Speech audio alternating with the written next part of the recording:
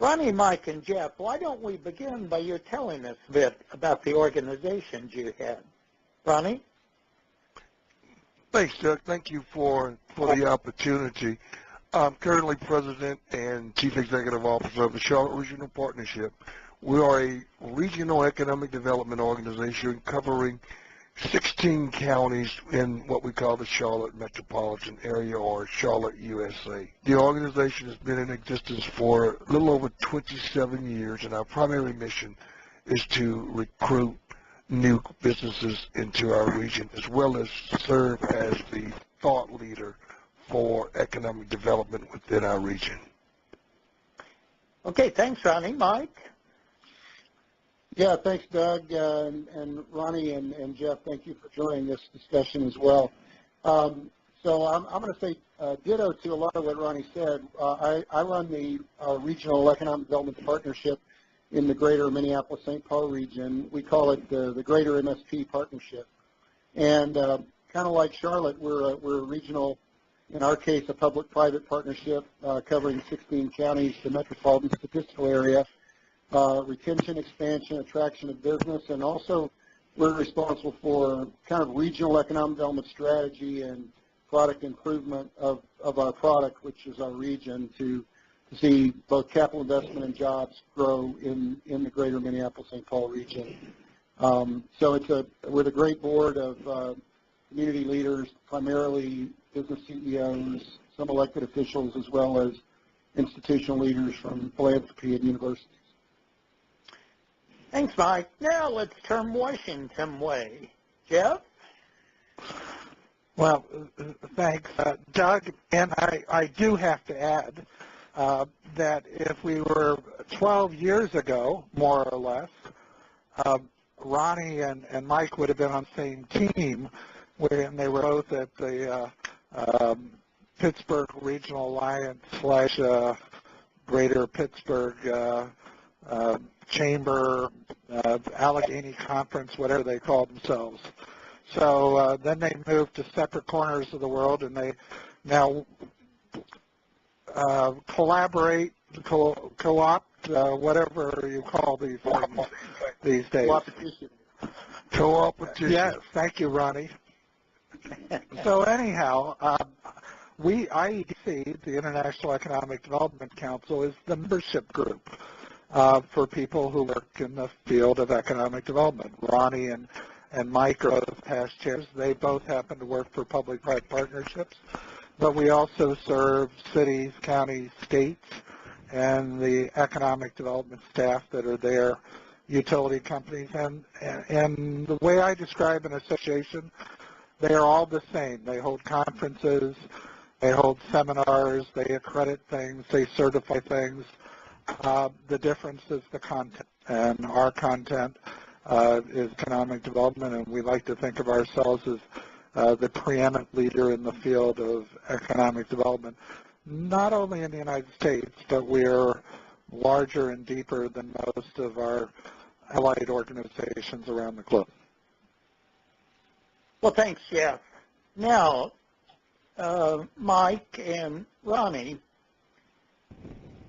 in addition to your working with your own board chairs as CEOs of your own organizations, you both served as chair of IEDC working with Jeff. Why don't you share some of the lessons you learned working with your own board chairs in your own organizations that helped you in developing your relationship with Jeff when you became his board chair at IEDC. Mike, why don't you kick off? Sure. Well, I know one thing that Jeff has in common with us as we're developing our own boards in our regions is that, you know, recruiting a board chair or creating a chairman opportunity for someone, you first actually got to start by getting them involved in the board as just board members in the first place. And so, you know, building strong partnerships with all of your board members, you know, first as community and business leaders who buy into the mission of the organization and get them emotionally, viscerally emotionally attached to the mission, is something that Jeff certainly does with his board members and board chairs that I certainly have learned in my own region, and that board chairs for IEDC, like they are in our regions, are essentially community champions, or champions of an industry or a profession, and partnerships with them, like most partnerships, have kind of mutual benefits and mutual responsibilities. And as experienced CEOs like Jeff and IEDC, what he offers to us is the experience and knowledge to help us as board chairs be successful in our role as chair. And we obviously in our own regions have to do the same thing with our leaders in the community. So a lot of what I learned, with my own organization, with my own board chairs, certainly gave me, I think, a lot of what I needed to make sure I was bringing Jeff what he needed in terms of a leadership style and a commitment to the organization that he needed to make sure that the rest of the organization could see that. And a lot of different chairs have taught me a lot about things like showing up every time, never having Jeff doubt that I was going to be there for him with the knowledge of the issues and opportunities that we were working on at the time, and try to bring that to Jeff to be prepared, informed, and roll up the sleeves and get whatever needed to get done. So that's kind of where I think my experience from my own board has helped me bring Jeff what he needed as a board chair. Thanks, Mike. Ronnie? Yes, there are several areas relative to what I have learned being a board chair, and then that learning and that experience has truly impacted the way that I serve not only as chair but even on the board of IEDC under Jeff's leadership as our president. But I think one of the things that I look for, and I think my board members expect of me as a chair, number one is that they want to see confidence. They want to truly believe that I'm capable and have the sense of composure and an effort to take care of the organization. The board, as Mike stated, they come from various industries. They have their own day jobs. They only are able to give you just a few minutes of small percentage of their time, and therefore they want to really and truly believe and feel that confident that you can handle the organization. I think it's also incumbent upon a CEO to try to understand on a personal level each of, if not the full board, at least the executive committee and the officers, and develop a personal relationship and truly understand the nuances of that individual and how they like to be communicated with, et cetera, et cetera. The third piece is total communication. As a board chair and CEO, there has to be a complete open line of communication, ensuring that I never, ever want to surprise my chair or have my chair surprised by hearing something that he or she should have heard from me, hearing it somewhere else. And next on my list here is the integrity. There has to be a strong sense of integrity that the CEO brings to the table. Therefore, you get that sense of confidence I spoke of earlier from your chairman and from your other leadership. And then finally, there's the support that comes with, because of all that other stuff above, you get the support you need from your chairman. Well, I tried to bring all of those principles to the IEDC board, and that's what drove my interaction with Jeff, whether it was confidence in his ability, individual, he and I having the kind of relationship that we understand each other personally and we can meet each other's expectations, a truly open line of communication. I mean, there's probably never a week went by we didn't talk at least twice. A sense of integrity. I needed him. I needed to believe that he was above reproach relative to his integrity and hope that he respected me in that regard. And finally, as a board member and an officer and chairman of the board, I wanted Jeff to know that he had my support, and he had my unequivocal support in whatever he was trying to do, because we've already established that he's working from a sense of integrity, so I'm not questioning his integrity. I might not totally agree with what he's doing, but I never questioned his motive and never questioned whether or not he was doing what he thought was best for the organization. So I really have a strong appreciation for the parallels of being a CEO and reporting to a board, and also being on a board and having to work with a CEO such as Jeff. Yeah, let me add one thing to Ronnie's comments that I'm sitting here thinking, so many of the same emotions and kind of honesty and integrity issues that Ronnie brought up and how important that is. And, I also think that that Jeff has had, I think, almost 30 different chairs since he took over IDC. And before I became chair of IDC, I thought about that. I said, well, Jeff's had a lot of different styles of leaders. And so as I worked with my chairs in the past in my organization, and I'm sure Ronnie would agree with this, that every board chair you have has a different personality, a different way of doing things. And so part of our job as CEOs is understanding how to build consistency and excellence no matter what the chair's personality or style is. And I think being in a chair of IDC, I tried to bring that flexibility and awareness of that to Jeff, because I know he's worked with a lot of different kinds of chairs, and I wanted to make sure I was, obviously coming and bringing leadership in a way that was going to be consistent with his best expectations. As a follower, I think I was fortunate, and Jeff, and also Doug, you'll remember, I was vice chair for 2 years, and I was very much involved. I led us through our restructuring our whole governance structure, et cetera, et cetera. And so Jeff had 2 good years of really working very close with me, and me with him doing that period too. So although every chair that steps into the office, there has been some engagement with the organization, but very fortunate to have the opportunity during those 2 years as vice chair to work as close, and really made my year as chair very, very palatable.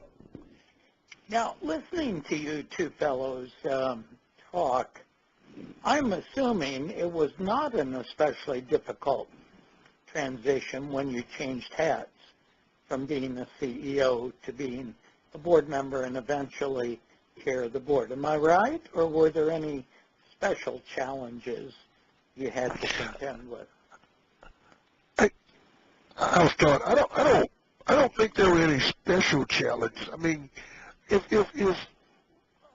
I think it's to Jeff's advantage to have chairs that are CEO. I mean, back during my tenure, part of my tenure, we had a very tough financial situation, and it's tough for a CEO to have to go before the board and unveil some type of financial issue. I've had to do it myself. I'm quite sure Mike has probably had to do it also.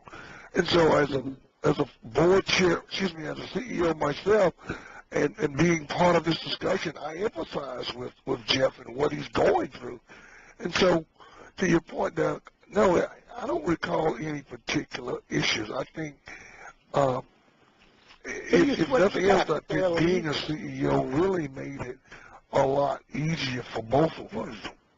Yeah, let me add one thing there. I think that, and Jeff can talk about this too, the way that, and Doug, you and Ronnie just mentioned that both of you have been involved at some point in kind of the governance model and improvements for IDC.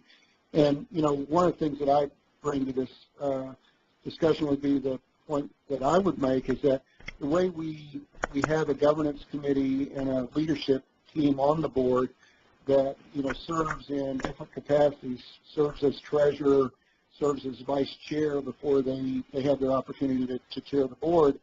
There's a great learning process and a great familiarity process. So by the time that I, certainly in my example, by the time I was ready to be the board chair, I felt like that the organization and the board had prepared me in a way that I was, there was not an uncomfortable feeling at all. It was a feeling more of excitement and reward for the long years of service that we've each given the organization through board service, and that when we had the opportunity to take that chair, as Ronnie said earlier, we were confident. We were, kind of showed the board and the rest of the profession that we were confidently leading the organization in a very effective way. And I think Jeff's leadership and the way that the board works and the governance or executive committee works is really a testament to strong board leadership.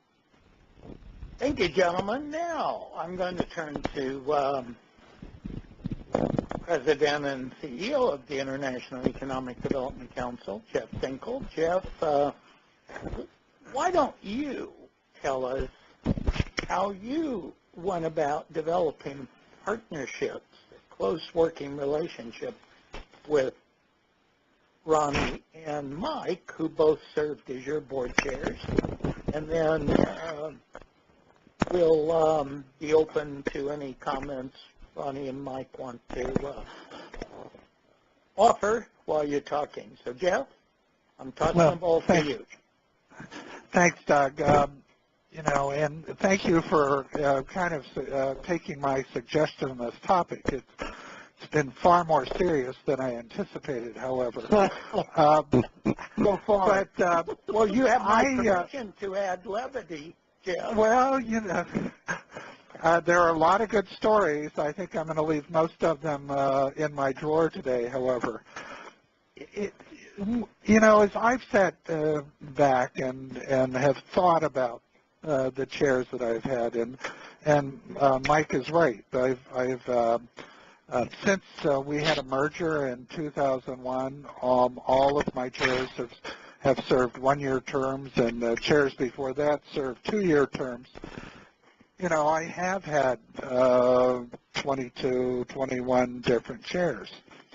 And I've spent some time actually thinking about what were commonalities, what were differences. Of note, only 3 of them were not CEOs.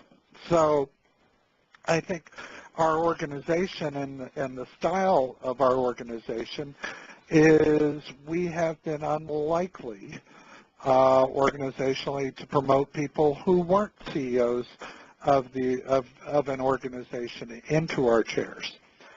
And the second thing is we gather our past chairs together. They call it a Dead President's Club. They call it,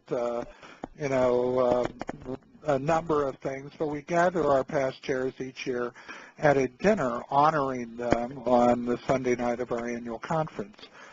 And it is easy for me to say, and unlike any group of past board members, that I can call on any one of them, and frankly, they will step into the breach, and they will assist the organization, even if they haven't been chair for 12, 15, 18 years before that time. Now, I think it is part of the DNA of people who become CEOs. I think it's part of the DNA of people that are CEOs who become the chair of a national or international organization like ours. And it may be the DNA of 2 people who end up having some mutual respect for each other, the past chair and myself, that I have the ability to call them and re-engage them in some issue. The other thing that I've noticed is the nice thing about having a CEO as chair is while we may not be precisely peers because I work for them, we are peers in that we both have the same type of job. And in some cases, we have similar sized budgets. We have similar sized staff. And in some cases, I've had bigger staff than the chair that I reported to. But let me give you a couple examples. We had a real unfortunate incident this past year where one of our staff took their own life. And I'd never dealt with that before.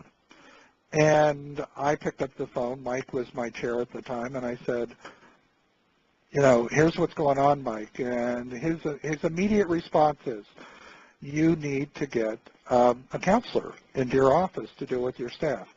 I had thought of a lot of things, but I had not thought about that. I got that advice from Mike. I actually got it from an outside HR person. It was brilliant. And having a CEO who may or may not have gone through, but has heard of these how to handle issues, was of immense help to me as I was dealing with a really traumatic situation at the time.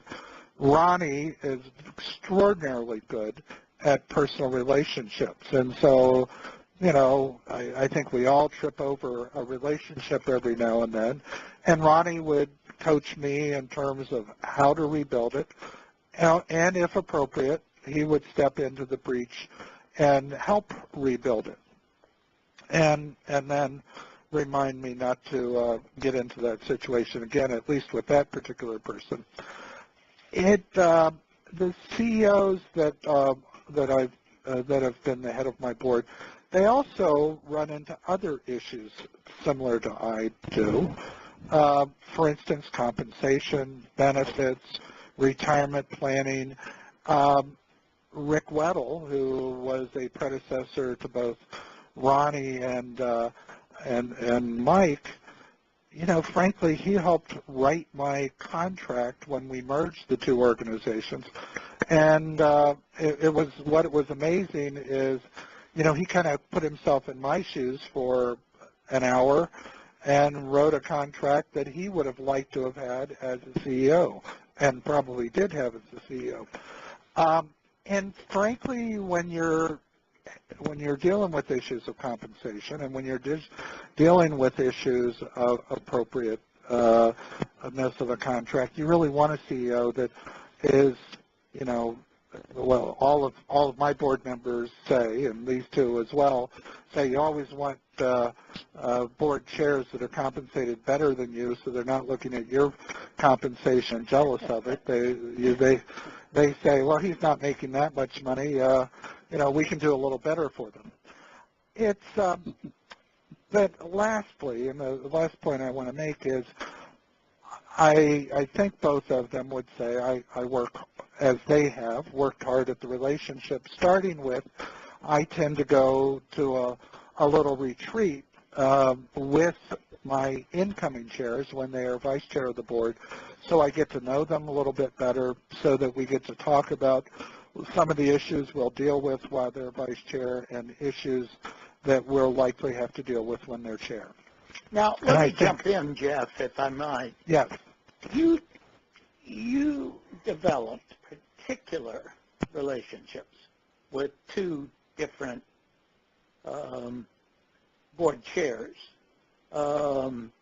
Mike and Ronnie, and so you must have had to tailor your relationship development strategies to these two fellows. Can you talk about that a bit? How you tailored your approaches to two very, well, at least different people. Not very different. I actually jotted down how I dealt with a variety of chairs. Now, Mike is a former Navy officer. He's the former CEO of a Westinghouse affiliate. Mike is, I won't say he's by the book, but he's certainly by the clock. And one of the things I learned very, very quickly is things start at, oh God, early and on time.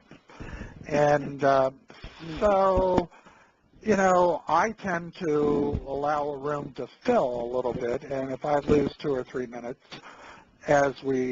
but Mike's ready to get up and go, and I kind of like that in a way that you shouldn't penalize the timely. Ronnie, on the other hand, I had to have a different relationship. We had gone through a merger, and the merger went very well. But Ronnie came from the other side of the merger, and as Ronnie could tell you, they were probably a little nervous of me because I came from the other side of the merger, and I was a little nervous of new board members that I had not worked with for many years. So Ronnie and I had some relationship development, and as Ronnie said, he served 2 years as vice chair, and actually our relationship during the time he was chair was it was awfully easy, I think, on both of us. But, I wrote some other notes. We had a chair that wasn't a very good speaker, so we had to figure out a way to put more interesting speeches in front of them and shorter speeches. I had another chair that had a little bit of stage fright, so we had to deal with that. I've had chairs that had almost no time for the organization, and I had to figure out how to manage their time. I've had chairs that were very social, and we had to figure out how do we make more and more fun social interactions with the rest of the boards, and I've had some that wanted to use the being chair as a platform for their future career. So you have to watch these things and get a sense of how you're going to approach a particular chair, and then if you have somebody that's particularly harsh, you duck a lot during the course of the year, and you make the best of it, and even those, and I've had very few of those, you end up having great relationships after their chair. Well, I assume from what you're saying, Jeff, you always invest heavily in getting to know a chair very, very well as early as possible in that relationship. So you really do understand where they're coming from. And my guess from. is Mike and Ronnie do the same thing. Mm-hmm. Yeah, well, how about you, Mike and good. Ronnie? Any responses, any feedback to Jeff? Yeah, one point, and I really appreciate Jeff's comments. I coined a phrase a while back, and probably will be the title of my book one day, Driving from the Back Seat. A CEO that's managing and reporting and managing a board has to lead, but lead without being in front.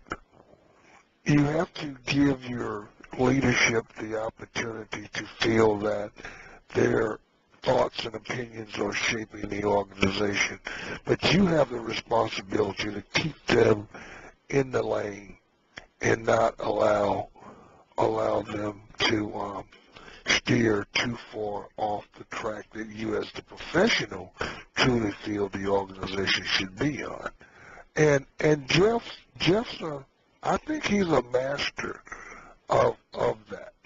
I mean, keeping us between the lines, but also giving the chair as well as the leadership the feeling that they truly are impacting the organization and can see their thoughts and their ideas as being part of the way the organization is run, and he's able to do that without sacrificing his leadership of the organization or compromising his influence over the day-to-day operations.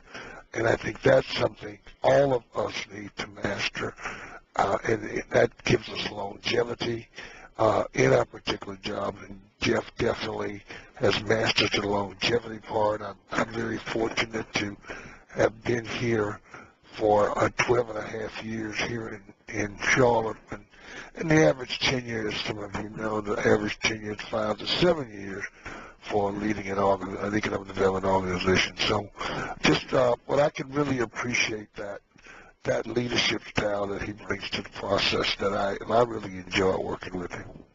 Jeff, do you want to say a few words about this idea of leading from behind, driving from the back seat? Driving from the back seat. So I do try to do that, and I believe that's part of good stewardship. There are, I think it's, healthy egos are a good thing. But I tell my staff, for instance, that, I don't speak at our annual conference. I give a speech at our leadership conference, and I give a chalk talk on federal policy at our policy conference. But I don't need to speak at every event. There are some CEOs that maybe it's more important that they speak, and but I want to put the board out there. I want to put the board up at the general sessions, particularly our leadership. I get lots of opportunities to speak at state association meetings and other things. I don't suffer from needing to be on the podium all the time, and I think that's second. We spend a fair amount of time, as Ronnie and Mike know, working with our leadership, preparing for meetings. I get my time to visit with the leadership in our prep calls for upcoming meetings, and if they think I'm on track, frankly, you'll hear some of the concepts that I've brought up with them in a pre-meeting repeated in their own words. And frankly, having a board member say something is frankly almost a multiple of me saying something, because other board members will look to that board member, and that board member will use their own credibility, and they will use their own influence with other people at the board who will follow them.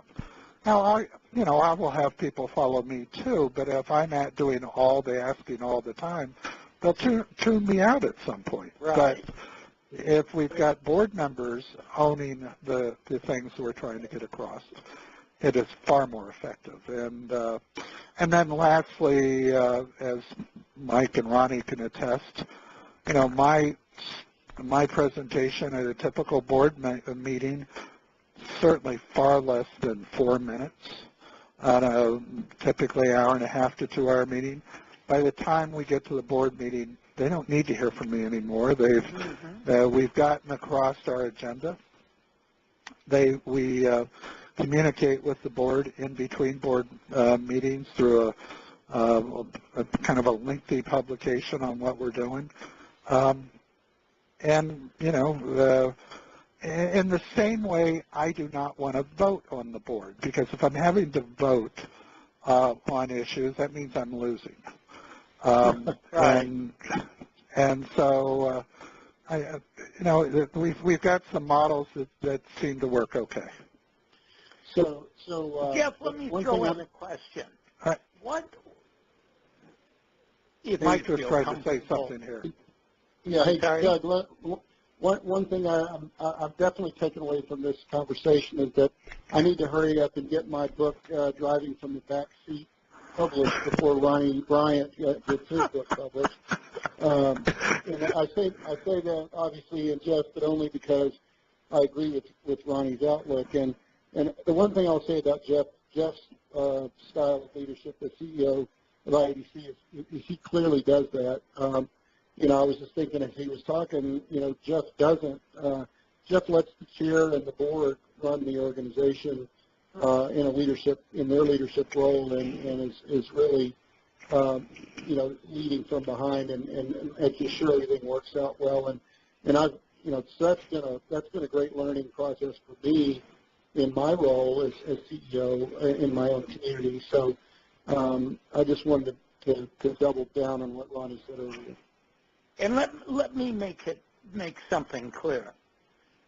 Whoever finishes the book first will feature in a podcast. Extraordinary CEO. I'm going to sue you, Mike, if you steal my time. So get cracking, guys. I was going to ask you, Jeff, and maybe this is not a fair question. You can decide, but what over the years you've been CEO and building relationships with board chairs. What's the most difficult situation you've ever encountered? What's the most challenging one? If you can appropriately disguise the answer. I think part of it may have been my own insecurities and being a rather junior. But one of my early chairs didn't appreciate the financial situation the organization was in, and I did not know how to articulate that in a way that eased the pressure on me.